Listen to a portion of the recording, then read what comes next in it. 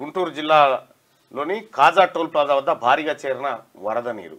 ఇటు కుండపోత సూర్యాపేట జిల్లా దొండపాడు వద్ద ట్రాక్టర్ మీద వాగుదాటుతున్న స్టూడెంట్స్. ఇగో కోదాడ మున్సిపాలిటీ ఆఫీసులో తడిసిన ఫైళ్లు, నీళ్లు లోపలికి వచ్చేసినాయి. ఇరిగేషన్ ఆఫీసర్ల సెలవులు రద్దు, బీసీ రిజర్వేషన్లు పెంచాకే పంచాయతీ ఎన్నికల సంఘానికి స్పష్టం చేసిన వివిధ పార్టీల నాయకులు. రిజర్వేషన్ల పెంపు అంశం ప్రభుత్వ పరిశీలనలో ఉందన్న కమిషనర్. పంచాయతీ ఎన్నికలపై పొలిటికల్ పార్టీల లీడర్లతో ముగిసిన ఈసీ మీటింగ్. ఈడ భయానకమైనటువంటి వాతావరణం ఏంటంటే ఇక్కడ బీసీలకు 42% రిజర్వేషన్లకు ప్రభుత్వం కట్టుబడి ఉందని కోదండరెడ్డి, బీసీ గణన తర్వాతే ముందుకెళ్లాలని నరసింహారెడ్డి, సీఎం మాట నిలబెట్టుకోవాలని రామచంద్రారెడ్డి, రిజర్వేషన్లపై రాజకీయ పార్టీలతో మీటింగ్ పెట్టాలని పల్లా వెంకటరెడ్డి. ఇది ప్రమాదకరం. ఈ వీళ్ళు బీసీలకు రిజర్వేషన్లు ఇవ్వాలని కోరుతున్నారు చూడు. ఇగో ఇది కొద్దిగా అనుమానించదగ్గ విషయం అన్నట్టు. ఎందుకంటే వాళ్ళు మీది కన్నప్పటికీ లోపల మాత్రం వేరే ఉంటది. కాకపోతే వీళ్ళందరికీ బీసీల ఓట్లు అవసరం కాబట్టి మాట చెప్తుండొచ్చు. అన్ని పార్టీలు అంటారు. ఇప్పుడు ఆపుతుందెవరు? ఆపుతుంది ఎవరు లేరు. ఆపేటోడే లేడు, దానికి అడ్డమున్నోడే లేడు. కాబట్టి దీన్ని నిశ్చితంగా బీసీ ప్రజలారా మనం పరిశీలించాల్సి ఉంటుంది. ఎందుకంటే ఈ స్టేట్మెంట్లో లేకపోతే వచ్చే పాయ కాదు, ప్రభుత్వం నుంచి స్పష్టమైన ప్రకటన వచ్చినప్పుడే బీసీలు ఈ ట్రాప్లో పడాలి. పుట్టుకున్న ఈ ట్రాప్లో పడితేరంటే మళ్ళీ గుంజుకొని పోతారు, వాళ్ళ గడుపుకుంటారు. తస్మాత్ జాగ్రత్తగా ఉండాలి మనం. ఎస్, గాంధీ హాస్పిటల్లో కూడా నిన్న సంజయ్ కుమార్ ఆయన ఆరోగ్య పరిస్థితి చాలా విషమించింది. 7వ రోజు దీక్ష చేస్తుంటే గాంధీలో ఎటువంటి ఈ దీక్ష చేస్తున్నటువంటి సందర్భంలో గాంధీలో ప్రభుత్వం నుంచి ఎలాంటి స్పందన లేదు. అసలు బీసీల నిరాహార దీక్ష అంటే ప్రభుత్వానికి అసలు పట్టింపు కూడా లేదు. సీమేల వాళ్ళ ఓట్లు కావాలి కానీ వాళ్ళ జీవితాలు మాకెందుకు అన్నట్టు ఉంటారు.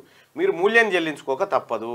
అన్ని పార్టీలు ఇంక్లూడింగ్ ప్రభుత్వం కూడా మీరు బీసీలను నిర్లక్ష్యం చేస్తే, ఇగో రాత్రి అపోలో హాస్పిటల్కి తరలించరు, ఆయన పరిస్థితి విషమంగా మారుతూ ఉంటే కిడ్నీస్ ఇవన్నీ కూడా ఇన్ఫెక్ట్ అవుతూ ఉన్నాయట, అవన్నీ ప్రభావితం అవుతూ ఉన్నాయని చెప్తా ఉన్నారు.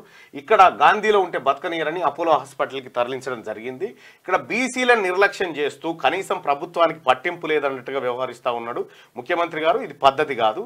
మీరు ఇంటెలిజెన్స్ నుంచి ఏం జరుగుతుందని రిపోర్ట్ తెప్పించుకుంటా ఉన్నారు, అంతవరకు ఓకే. కానీ ఇక్కడ బీసీలు దీక్ష చేస్తుంటే ప్రభుత్వం నుంచి ఒక డెలిగేషన్ పోయి మాట్లాడాల్సి ఉండే. ప్రభుత్వం మాట్లాడితే మంచిది, లేదు మేము ఇట్లనే చేస్తాం, మాది మీ బీసీలతో మాకేం లెక్క అనుకుంటే మీది మీరు చెల్లించుకుంటారు. కాబట్టి ఇక్కడ బీసీ ఈ నాయకులకు కానీ లేకపోతే నిరాహార దీక్ష చేస్తున్నటువంటి బిడ్డలకు కానీ ఎవరికైనా ఏమైనా జరిగితే మాత్రం ముఖ్యమంత్రి రేవంత్ రెడ్డి గారు బాధ్యత వహించాల్సి ఉంటుంది. హెల్త్ బులెటిన్ రిలీజ్ చేస్తున్నారు, అది కూడా చేయలే. ఇక గంత నిర్లక్ష్యం అయిపోయింది. బీసీలు అంటే గంత సులకన అయిపోయింది. మీరు ఏ స్టెప్ వేసినా మేము కుట్రని పసిగడుతూనే ఉన్నాం. దానికోసం మంచిగానే వర్కౌట్ అవుతా ఉంది. మీరు బేషరతుగా ఈ రాష్ట్ర ప్రభుత్వం ఈ అంశం పైన స్పందించాలి. ఈ బీసీలు వాళ్ళ ప్రాణాలను పణంగా పెట్టి కొట్లాడుతూ ఉన్నారు. వాళ్ళ జీవితాలకు వాళ్ళకి ఏమైనా జరిగితే మేము చెప్తా ఉన్నాం కదా, చాలా సీరియస్గా ఉంటుంది. మీరు అప్పుడు తట్టుకోలేరు. దాన్ని ఎదుర్కొనే శక్తి కూడా మీకు లేదు, మీ మందకు లేదు. నిర్లక్ష్యం చేస్తే మట్టుకు సీరియసే. అందరికీ శరార్థులు. పెన్నుతో మీకు మంచి సోపతుందా? తెలంగాణ యాసలో ముచ్చట్లు రాయడం మీకు తెలుసా? మీలాంటోళ్ళనే ఎత్తుకుతుంది మా క్యూ న్యూస్. మరి ఆలస్యం చేయకుండా మాకు ఫోన్ చేయండి. 8688892608. లైక్ చేయండి.